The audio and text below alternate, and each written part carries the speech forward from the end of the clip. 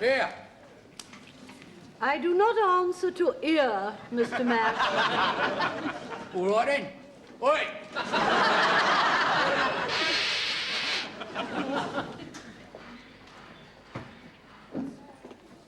What is it, Mr. Mash? Did you put in an order for 27 galvanised buckets? And what would I be doing in ladies' department with 27 galvanised buckets? This is ladies' department, not a farmyard. Well, it could be milking a Jersey. Mash, Ah, good morning, Captain. Sorry I can't salute you, sir. have you taken leave of your senses? I am trying to ascertain, sir, who ordered 27 galvanised buckets. Obviously nobody on this floor. Well, hardware denies all knowledge of them. I know. I'll try musical instruments. Any old time, any old time, any old time. Mr. Mash, please. Sorry, Captain.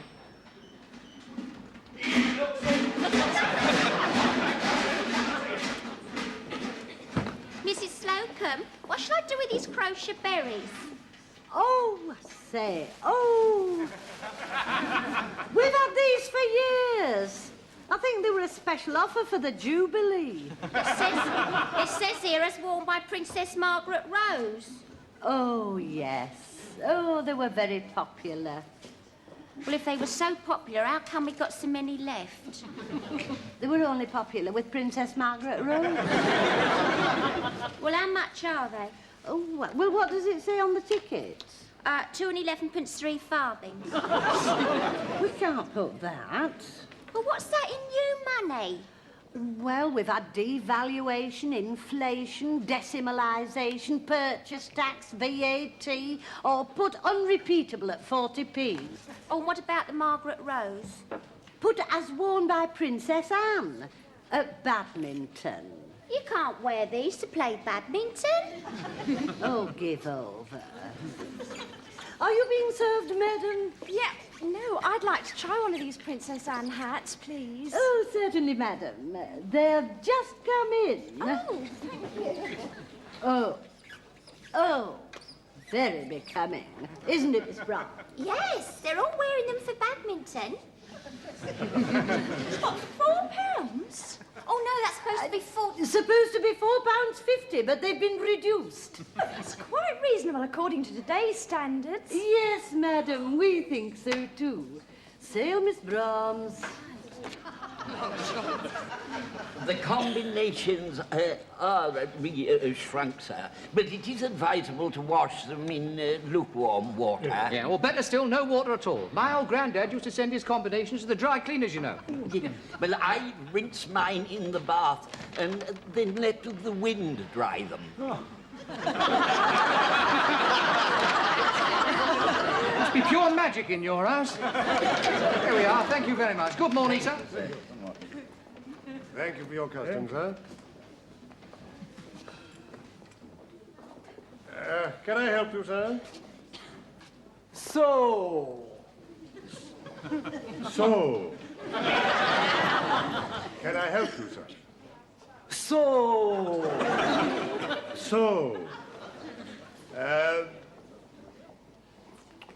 You want to buy? Mr. Lucas, chop, chop. I beg your pardon, Captain Peacock. Forward, Mr. Lucas. Credit card. Ah, so. You, Mr. Cato, I, Peacock. How do you do, Mr. I. Peacock? So. This Honourable Mr. Humphries. Humphries. So. Good. And this Honourable Mr. Lucas. Lucas. So. No, Lucas. Lucas. No, Lucas. You must understand, Mr. Lucas, that this gentleman is Japanese, that he has difficulty getting his tongue round his R's.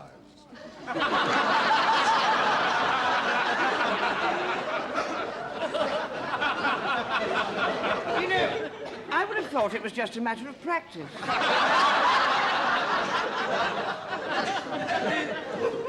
What does the customer require, Captain Peacock? I'll try to find out. Yes, and of course you were out east, weren't you?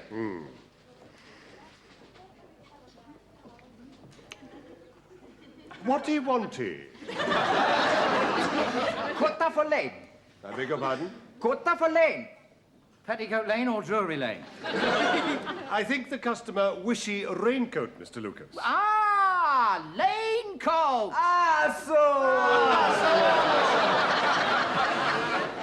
Excusey, phony lingy.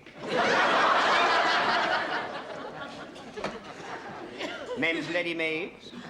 Mr. Rumbold for Captain Peacock. Doesn't sound like Mr. Rumbold. I'm Mr. Rumbold's new temporary secretary.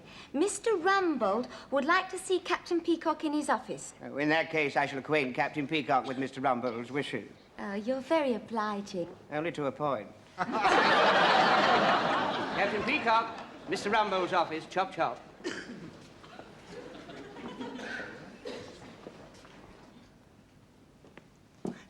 Now, what was the last thing I said? Would I please get them off? I beg your pardon? The letters. You wanted me to catch the post? Oh, yes. No. What I meant was, what was the last thing I said in the memo to young Mr. Grace? I am both flattered and honoured that you are considering me for the vacant post on the board of doctors. Vacant post on the board of directors. Sorry, my shorthand. Of course, I would readily accept if selected. Signed, yours, Crawley. Yours truly. I'm sorry. Yes, well, that will be all. Do try to be a bit more accurate, Miss Ainsworth. Yes, Mr. Rumbold. Now, I want that to go off tonight. I don't want any correspondence delayed the way it was yesterday. Of course not, Mr. Rumbold. It won't be like last night. I promise I'll have it off before I go. Good. Well done.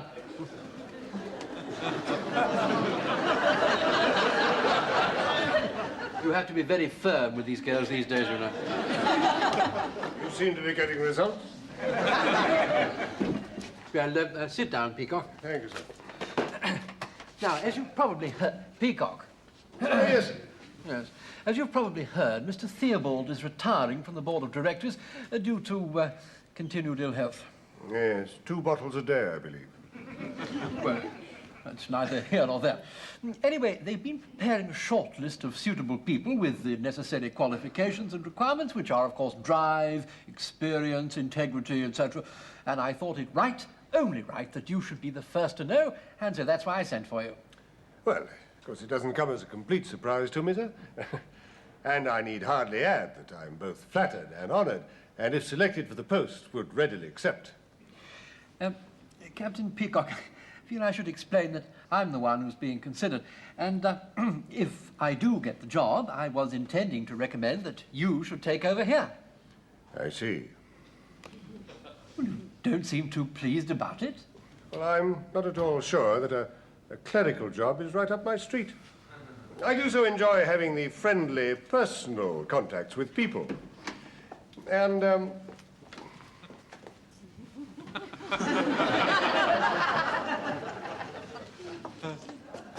the other hand, I'm not sure that I will entirely lose it. £17.50, sir. There's your receipt and your credit card. So, Oh, my word. please, You've got a cross on your fate line. please. Closs. Closs on flate line.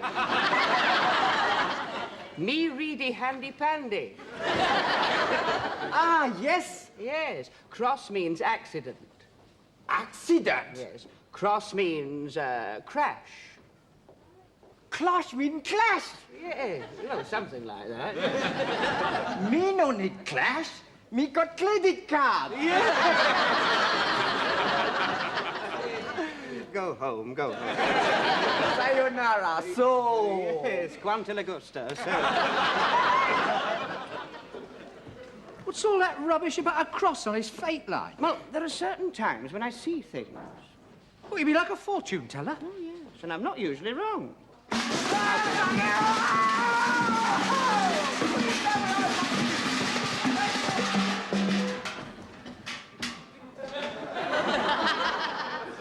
some Japanese kamikaze pilot. He just sets up in me buckets and fell down the stairs.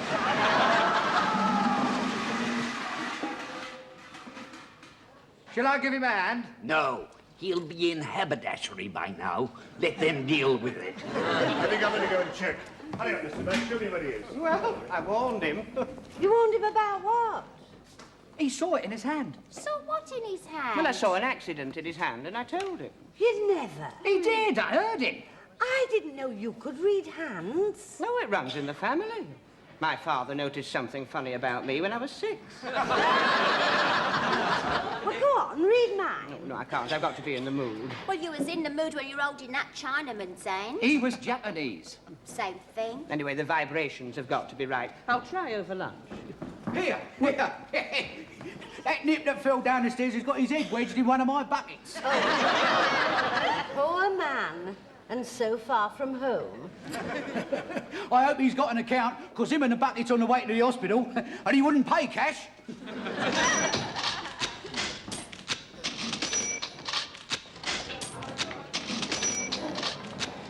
There we are, there's a coffee. There's only 1 spoon. Don't worry, I'll use my finger. Mind that you don't melt your nail varnish. I prefer to use my pencil. The taste of the wood takes my mind off the coffee. Come on, you're going to do it now? Well, don't rush me. I'm trying to take the taste away of this cottage pie. How did it start? I think as yesterday's Lancashire hot pot. No, I mean, when you first found out you had this gift. Well, I used to have these funny turns, you see. When I was about 15, I had the sensation of floating out of my body and looking down at myself lying in bed in my pyjamas. What were you doing? Well, nothing. I was just lying there. Ooh, isn't it creepy? Of course, I've learnt to do it at will since then. I can pop out of my body whenever I like. Oh, I wish I could. If I had a body like hers, I wouldn't come back. Just a joke, Mrs. Slocombe. When I first joined Grease Brothers, juniors weren't allowed to sit with the seniors. You are? Well, lots of people leave their bodies at night, but they don't remember it. I have dreams like that. Quite often I dream I'm flying around in the air with no clothes on, and all my friends are looking up at me, and I wake up and I'm blushing all over. You don't want to be embarrassed by that. Well, it's humiliating. Well, try flying on your back. I often dream that I'm wandering about the house looking for something. Do you find it? Yes, fortunately, yes. Last night on the way back, I fell over the cat. You know, animals are very psychic. I mean, the least sign of danger, and my pussy's hair stands on end like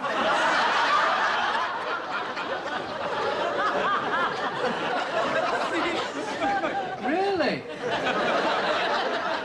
Better than the burglar alarm, isn't it?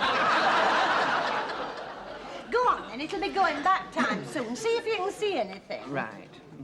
Oh, you have a very pronounced Mount of Venus. Mr. Lucas, one sarky remark from you, I go straight to Captain Peacock. Never said a word. Your heart rules your head. Now, let me see. How many affairs have you had? Oh, yes. 1, 2. Oh, that's a big one. I don't think we want to go into the past. What about the future? Well, you have a very long lifeline. You'll live well past middle age. No, that's the present. She wants to know about the future. Oh, it's all quite clear. What is? Well, I can see a man at your feet. He's tall and distinguished. Who is it? I can't see. He won't turn round. Why don't you pop out of your body and go round and have a look? What's he doing? Well, all I can tell you is that he's lying at your feet. Would you believe it? I said it was never too late. Oh, I didn't know that Mr. Humphries was a palmist. Oh, yeah, not only that, he can pop out of his pyjamas whenever he feels like it.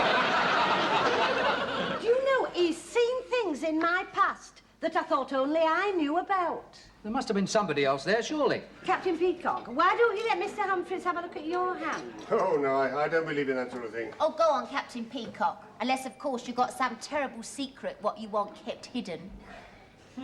Oh, very well, then. But I only have a moment. There. Oh, well, look at that. Born to lead. Look at that prominent forefinger. A very ambitious hand. Oh, and such a long lifeline. Look, it goes right round here, splits itself into two, and shoots right up his sleeve. What does that mean? You're going to die of old age in a railway tunnel. Such a lot of lines. Your head rules your heart. It's big enough. I can see an opportunity. Really? Something to do with your job. Go on. Well, I see you, as it were, climbing a ladder. And then a door opens, and you find yourself wearing a new hat. Remarkable. Am I right? Well, I wasn't going to mention this, but this morning I was informed that Mr. Theobald might be leaving because of ill health. 2 bottles a day, I'm told. And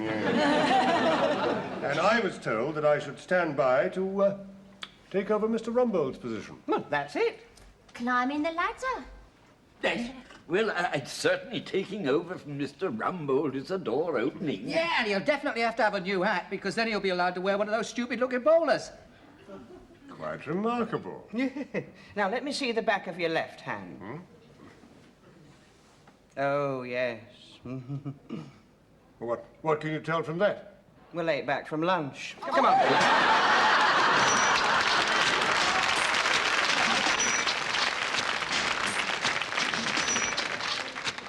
Mr. Humphries, are you free? Yes, I'm free, Mr. Grainger. I would like a word with you. Not you, Mr. Lucas. This is for Mr. Humphries here alone. What can I do for you, Mr. Grainger? Well, I wanted to say, Mr. Humphries, that for the last few weeks, I've been watching the way in which you've been handling the customers. Ah, well, I can explain that, Mr. Grainger. You see, what I'm trying to say is that I've been very impressed with your performance in trousers. Oh, thank you, Mr. Grainger. Well, the whole point is that if Captain Peacock goes up, well, somebody else has got to take over the position as floor walker. Well, you are going to recommend me. Recommend you? Certainly not. I'm going to recommend me. Well, what are we talking about, then? Well, I am going to suggest to Captain Peacock that you take over my position. Do you think you could cope? Oh, I'm sure I could, Mr. Grainger, especially with your hand to guide me. And do you think that Lucas is capable of taking over from you? With my hand to guide him. Well, better consult him. Are you free, Mr. Lucas? Yes, you have just caught me at a free moment, Mr. Humphries. Now, Mr. Lucas, if Mr. Rumbold takes over from Mr. Theobald, it's very likely that Captain Peacock will take over from Mr. Rumbold, in which case Mr. Grainger may take over from Captain Peacock. Therefore, I shall take over Mr. Grainger's duties, which will leave my position vacant. Do you think you could cope with it? Wouldn't it be simpler if I took over from Mr. Theobald? It is a serious responsibility we are discussing, Mr. Lucas. Oh, yes, I can see that, Mr. Grainger. I mean, after all, it means instead of standing in the middle of the counter here, Mr. Humphries will have to stand at the end of the counter there. And instead of me standing at the end of the counter here, I shall have to stand in the middle of the counter there. It's a very big responsibility, that, Mr. Grainger. I don't really know if I'm ready to cope with it. Mind you, it's not as big a responsibility for me standing here as it is for Mr. Humphries standing over there.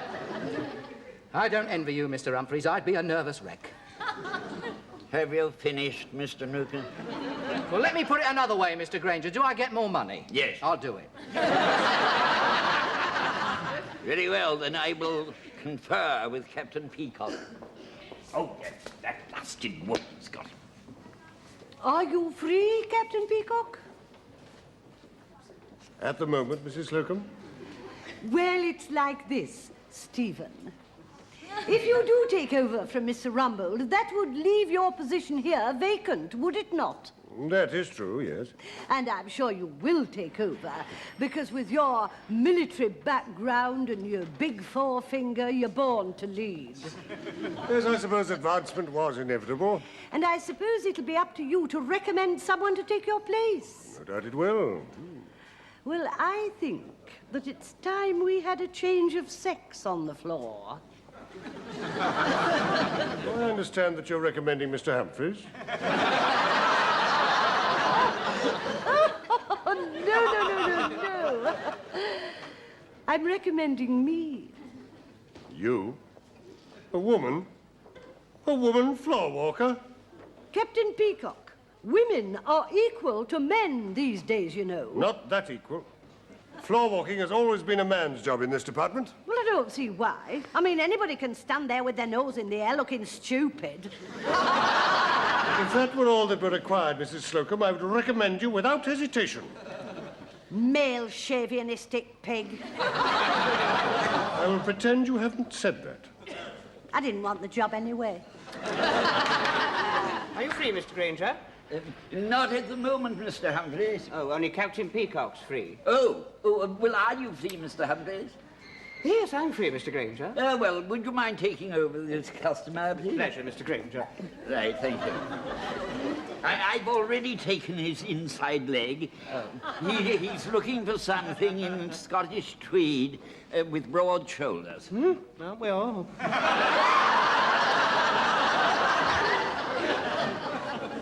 Captain Peacock, are you free? Just a moment, Mr. Grainger. I'm free now. I'm delighted to hear of the possibility of your promotion, Stephen. Thank you, Ernest. Well deserved. Inevitable, I should have said. We've known each other for many years, Stephen. You're one of my closest acquaintances, Ernest. Oh, it's very nice of you to say that. Yes. I take it that you will be recommending me? In what capacity? For your job, of course. I rather doubt it. Doubt it? Why? I think it needs a younger man to cope with it. Cope with what? All you do is to stand there with your nose in the air and say, "Are you free, Mr. Grainger?" I have to check all the bills and make sure they're properly made out. Well, any damn fool can do that. And is that the qualification you're offering? Captain Peacock, as soon as I have had my tea, I shall bring it up in front of Mr. Rumbold.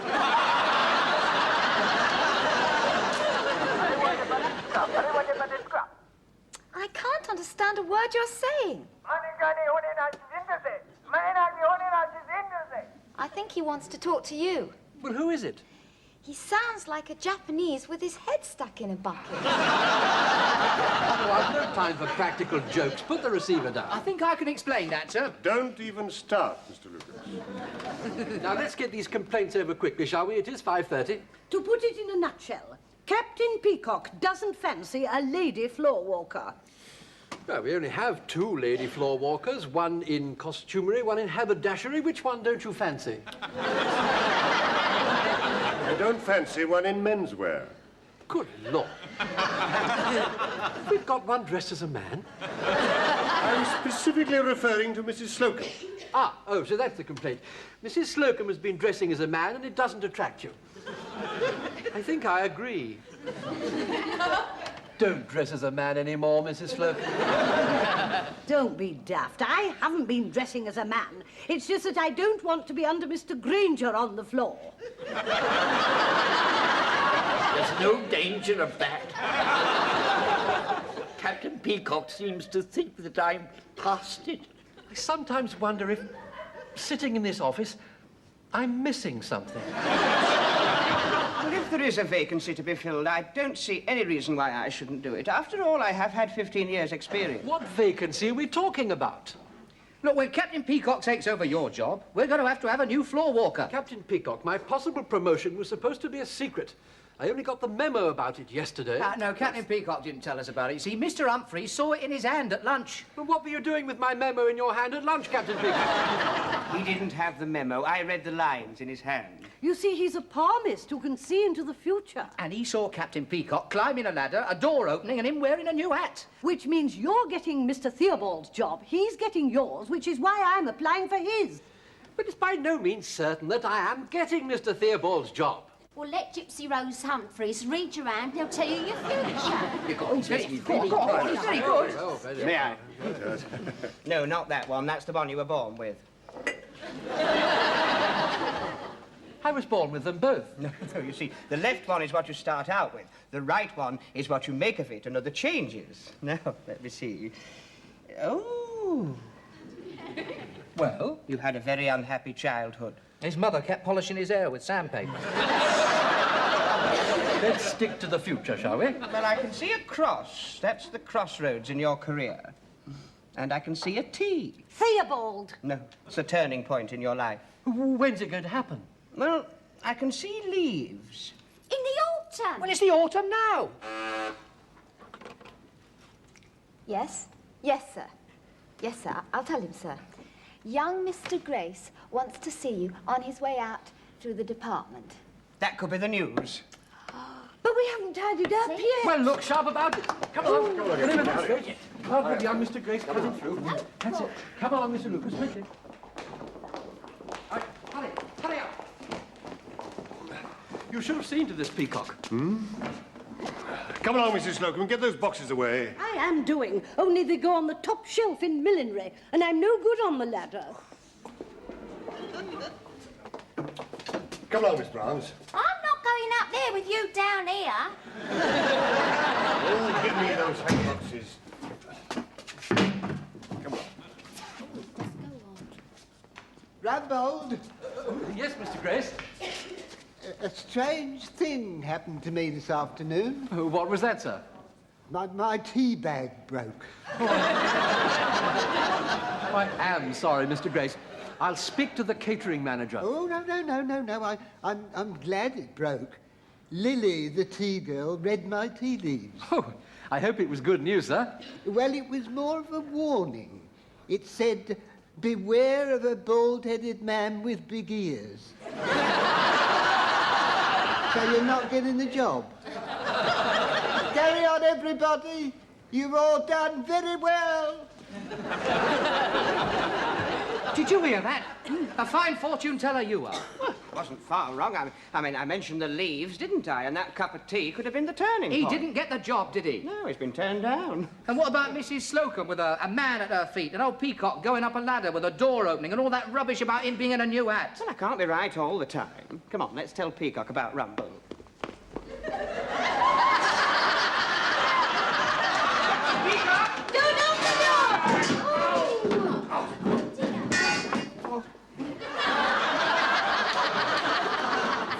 I think this will be a very good time for me to leave my body.